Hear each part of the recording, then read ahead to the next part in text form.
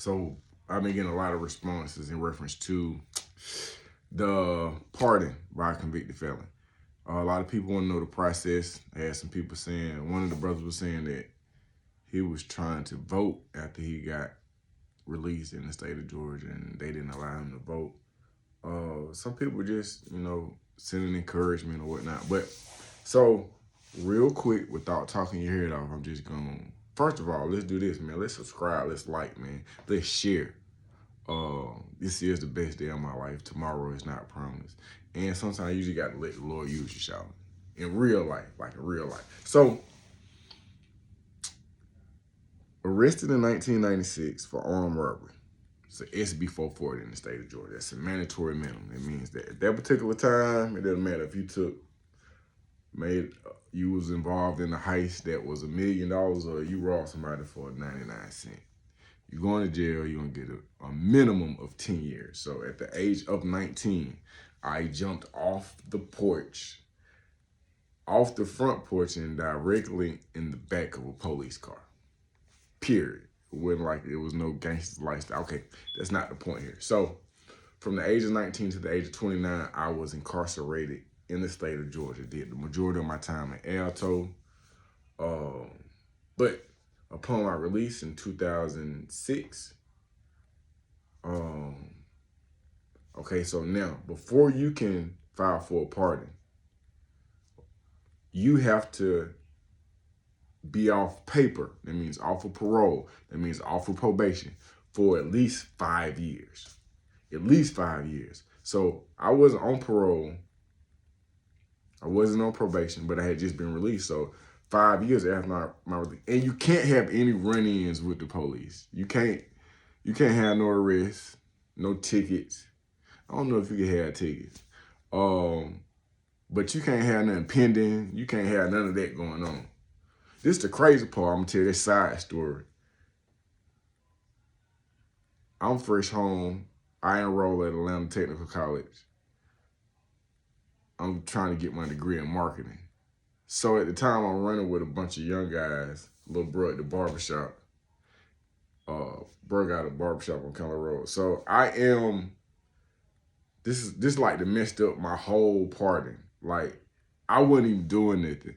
I know this is a sidebar. My brother told me to stay focused on one thing, but I got to tell this story because it's related to the pardon. Because I almost forfeited on the pardon because of those. So here we go.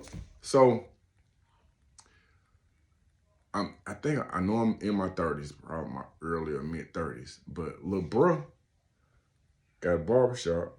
Kenny got a barbershop, and these my people. So I think it was like twice a week, bro. It used to be like 20 something African American meals. I'm talking about polo shirts and Nike and Jordans. We would just get on bicycles, bro, and just ride. And I'm talking about riding from Keller Road, like all the way to Buckhead. And I'm keeping up. I was like, man, they keeping me young, man. I'm just, wherever they going, that's what I'm doing. One of my partners was like, the other dude, I forget what his name was. He was like, man, you be hanging out. I said, hey, man, I'm just, mind you, I just came home. They over here living life, bro. I just want to live a little life, you feel me? So we riding on the bikes. So one night, mind you, we done rolled by the club. We in traffic, like, you know what I mean? We just on bicycles. So some kind of way we're in Buckhead somewhere, man. I don't know exactly where it was at. So not bothering anybody. Ain't nobody got no weapons. Ain't nobody got no drugs. Nobody's doing anything. Nobody's stealing anything. It's just like we just riding bicycles. We just by 30 black dudes like coming through that thing like.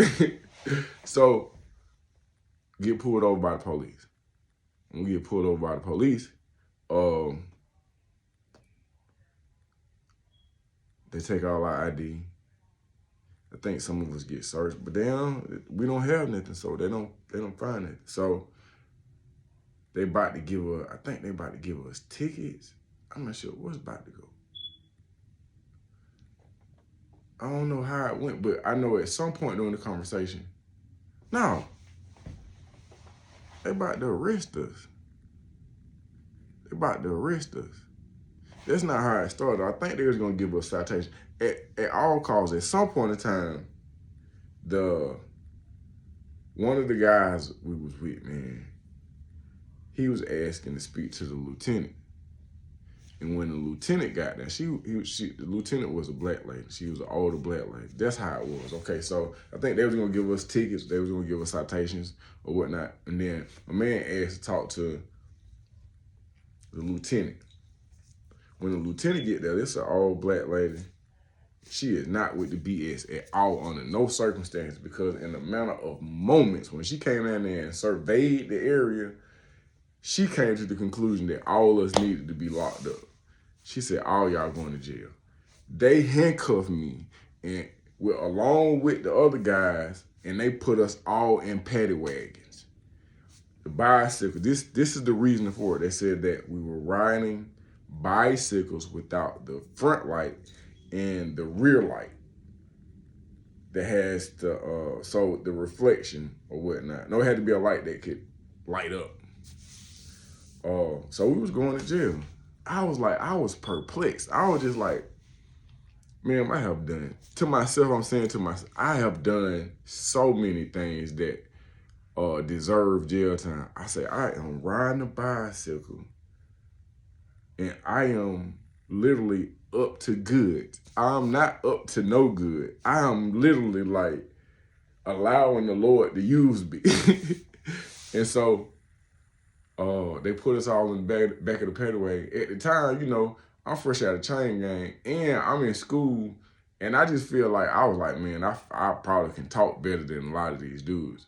So my man, he keep asking questions. So I said, hey, excuse me, man. And I started explaining briefly what my situation is like. Hey, I'm in school. I'm supposed to be at school tomorrow. It said, ma'am, I am a single father. I don't want no trouble. I have walking one with the Lord. Please spare me. We're not doing anything. She wasn't hearing none of that. Then the same guy who was asking questions, he asked one of the arresting officers, because mind you, we handcuffed in the paddy wagon. I'm just, the looks that I'm giving these brothers, I'm just like, man, this is impossible, bro. But mind you, now, if you get arrested before your 5 years is up, you got to wait till that situation is resolved. So if I have any opportunity to get a part, it's about to be dissolved at this point, because we are in the back of a paddy wagon. These are real handcuffs. I'm speechless, and I'll talk your head off. I am at awe. I don't know why this is happening. So he asked the dude, my man, the same dude, I swear to God, I cannot think of it. He a real good dude, man. I think he was like ex-military or whatnot. He asked the arresting officer, it was a heavy-set white dude. He was like, man, you know my daddy worked for Fulton County Police Department. He was like, what's your daddy's name? So he told him his name. He said, man, your daddy trained me. The guy that I'm with, that we ride bicycles, this guy got on handcuffs like I got on handcuffs. He a good dude. This is a stand-up dude. He ain't with no nonsense, you know what I mean? We riding bikes. We're getting arrested for riding these bikes. One of the guys that's arresting us was trained by his daddy. He said, man, your daddy trained me. They called him on the phone. Bro, them folks took the handcuffs off of us. We went home. Now, when we go to court, mind you, I got lawyer friends. I done did all this. I'm Googling stuff. When we go to court, only thing they want you to do is to come to court with the light and a receipt for the light, and it's gonna get thrown out. When we get to court, I'm assuming he's the district attorney or whomever represents the state. As soon as we got to court, they apologized. They was like, man, I'm gonna be real with you, brother. Y'all was found guilty of riding your bike while being black. This was a black dude too. Riding your bike black in Buckhead at nighttime. Black.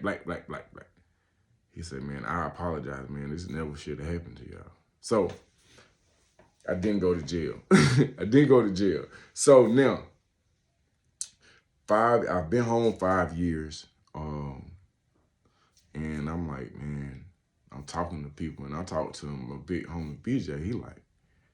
He done got a part in him, and he got his license to carry.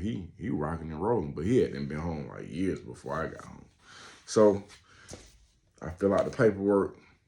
The application then was not as long as it is now. The application now is a tad bit longer. They do a more extensive background check. They come to your house. They I think they talk to your spouse. They didn't do all that with me. They did give you a call. Now the first time, mind you, that my pardon was rejected like 2 or 3 times. One time it was rejected. Shouts out to Moan, because he signed one of my recommendation letters. Bernard Webb, and I cannot think. Maybe it was Coach Steele who did the 3rd letter. But anyway, you have to get, that's not what we was doing. So the first time I submitted my application, my pardon application, it got denied because you have to get 3 letters of recommendation. On one of my letters of recommendation, the date was not on the paperwork, so they denied it. So when I get it, when they send it back to me, I'm like, oh man, is it? And I open it, it's like, nah, it's been rejected. So then I'm like, look, in my mind, I'm like, bro, I did time. I remember the lunch. I remember the juice. I don't want to go back to jail. What do I have to lose? I'm about to submit the paperwork. So I submitted again. When I submitted the second time, I don't even remember why they rejected me, but they rejected me.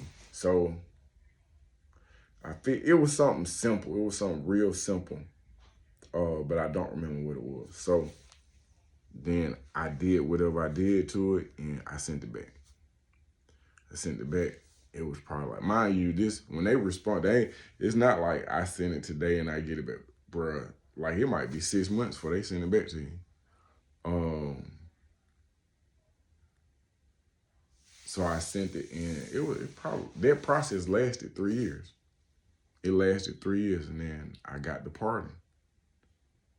And I was like, man, I felt really good about the pardon. And mind you, I was doing a whole lot of work in the community or whatnot, with DeKalb County, the same county I had been arrested in. But they didn't come do a site visit. They didn't, you know what I mean? They took those letters of recommendation. I had some real good guys to vouch for me.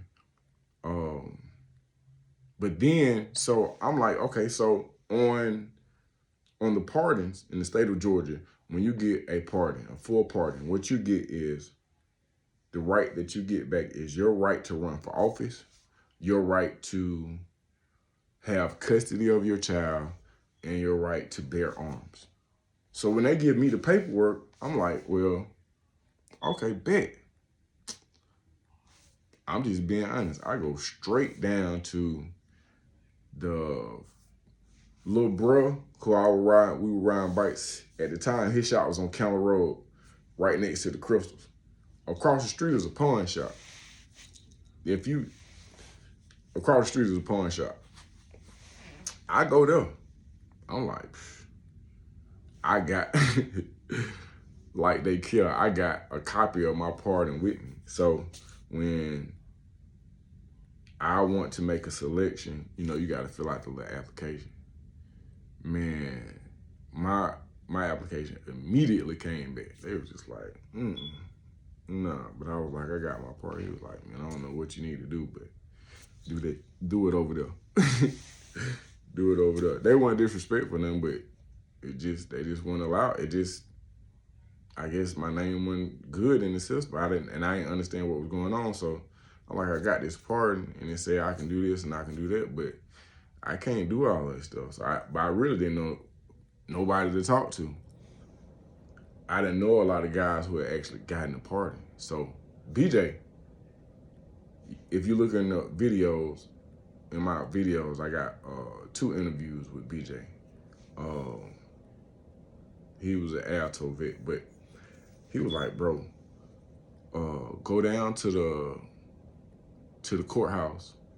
What county? I'm in Rockdale, bro. I was staying out in Conyers at the time. He was like, go down to your courthouse, the sheriff or something, wherever the courthouse is. I'm trying to think of what they call it. They call it something. But anyways, so I go down there. He tell me to go down there and do the process. So I go down there. Got to take a bill, a self-addressed envelope, and you complete their application. I think it might have cost like $70 or $80. So I paid the required fee, submitted everything, because I had to give them a copy of the pardon. I gave them a copy of the pardon. I'm trying to think, did I do a background check or did they do one? I don't remember the process, but I do know they would, whatever it was, clearly I'm not that smart. So it wasn't a whole lot that had to be done. But I think it was the background check and a copy of, yeah, it was a background check. I had to go get a background check. A background check and a copy of my pardon from the state. So I submitted everything, and about 2 weeks later, my card came. My card came in the mail in the same envelope that I had self-addressed. And as soon as I got my card, as soon as I got my license to carry, oh man, I'm leaving. But then here's the weird part. Well, it's not really the weird part. Like when I wanted a firearm, and I said, man, I can't wait to just like be riding my motorcycle and have my gun on me. I'm gonna be like the big bad wolf and all this stuff. But then after I got it, and I went to the gun range a few times and got some more guns and just started just like moving around. What I learned about having a firearm is that when you have a firearm and you being responsible, you have to think for not just yourself. You got to think for everybody that's in your environment. Because it's so easy to trick yourself off the street or trick yourself into a situation because you feel kind of powerful with this gun, but if you ain't on your P's and Q's, like with me, this is how I look at it. I look at it like I'm a convicted felon, bro. I got a pardon and I got a license to carry. And that's a blessing from God. So if I mess this up and like do something stupid or unnecessarily shoot somebody, bro, I'm not just messing it up for me. I'm messing it up for people that's coming behind me. And that's not cool, bro, because it's just people that just trying to defend their family or just make sure that their business isn't straight or whatever you got going on. Everybody deserves to have a firearm, bro. So when I move with my firearm, bro, I move like somebody who is overstanding what I need to stay out of. And when I say that, I mean like I ain't extra polite, bro, but I try to think for people. Cause I remember one time I'm coming out the little parking lot down the street, and a female, she pulled in front of me, and I don't know if she was on one, I don't know what was going on, but she jumped out the car like she was just ready to go. And it could have went to a weird situation real fast, and I would have been in my, but I'm just like, I would take the fact that I'm an anger management specialist out of it. I'm talking about human to human. Hey man, guess what? You probably just having a bad morning. And I don't want to meet your fire with my fire because it's not going to even resolve anything. So I sometimes have to take the submissive approach to a lot of things because I don't want a situation. I understand that to have a firearm, I am to use this firearm when it is absolutely and legally necessary to protect me and mine. It's not uh, uh, a bust up somebody upside the head free card. That's not like how it works, bro. Like, I'm extra card. It's some places I don't even go. I don't even go because I'm just like, what I'm trying to do and what I got going on in that particular environment, these are the things that could possibly happen. So if I think that something could possibly happen, I don't hang around with a whole bunch of dudes. And when there's alcohol involved and it's dark outside, I just know that with that equation, the chances of something undesirable to happen is increased. So I try to stay away from it. Man, I have to think for people. You could be talking crazy and that's just what you're doing. You talking crazy. And you can offend me. And I ain't no soft dude or nothing like that, but I kind of understand. I try to think in reference of what's the third and fourth step. Cause you can challenge me and then I can be a brick wall and I can be aggressive and then I can legally do whatever I'm gonna do. But man, everything that come along with it, that's not what the firearm is for. The firearm is I don't even want you to know I got the firearm. Now I prefer not to even have it on me. I'm gonna have it on me, but I prefer not to even have it on me, because of how it's gonna make you feel. So I'm saying all that to say this is just like when you do get your firearm, bro, it's not just you having the firearm and you learn that you have to think for people. You got to be at peace. I exercise emotional intelligence whenever I'm self-awareness, self-regulation, social skills, so I know how to move, but I just it's humbled me. So I know I didn't talk y'all head off, but I wanted to get it out because people had questions, man. I even put my phone on with the bro. Whatever I can do to help, because somebody helped me. BJ helped me. I'm pretty sure somebody helped him. And if I give you some information and it helps you, bro, do us all a favor and just help somebody else, and then we'll be in a better place. I am Butler. Today is the best day of my life. Let the Lord use you. Subscribe, like, share. Hey, leave comments, man. I be liking to help people. I be liking to get help. So leave some comments, ask some questions. Peace.